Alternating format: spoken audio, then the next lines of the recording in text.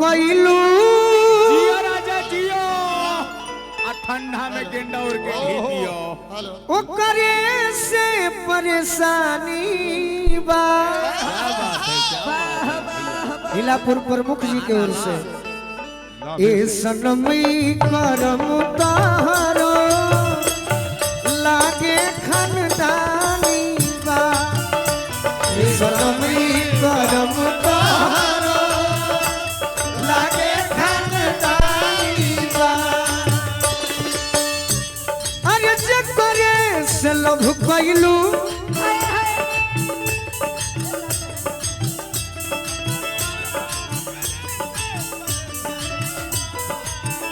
मीरापुर प्रखंड प्रमुख जी की ओर से हमारे भैया है ना हो बरसानी बा है ना हो अबे दे एसएसटी मैनेजर अनिल भैया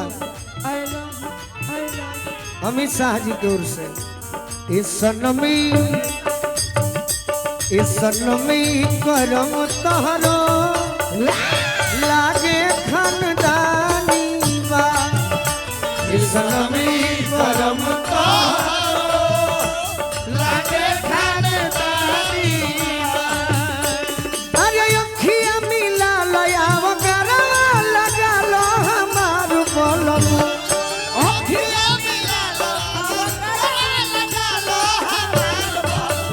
कोरा हमके उठा लो हमार बोलम। कोरा हमके उठा लो अखियां मिला लयावा गरवा लगा लो हमार बोलम। अमित शाह गणेश जी प्रमुख जी कोरा हमके उठा लो हमार बोलम। अजय भैया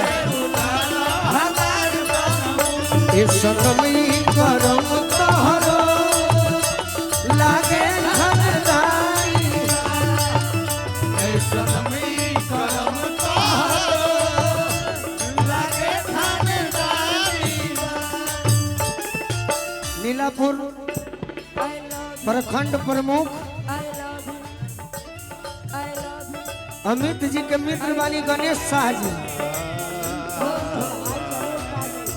अमित शाह जी के भाई गणेश शाह जी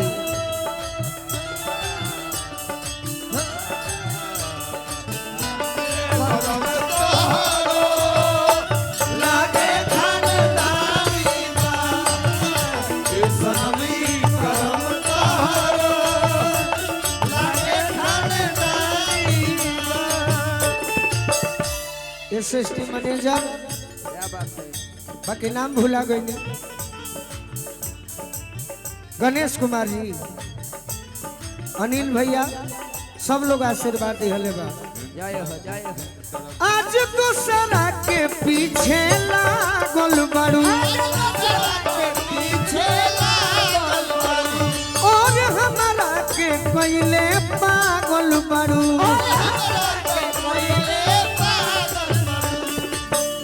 पक हमारा से प्यार अब चिन्हलू नया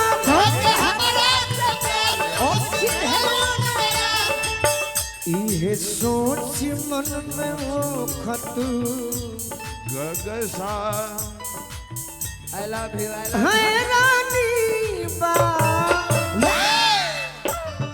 जकरे से लभ कइलू ओकरे से परेशानी बा। इस सनमी करम तहरो लागे खनदानी बा। इस सनमी करम तहरो लागे खनदानी बा। इस सनमी करम तहरो लागे खनदानी बा। इस सनमी करम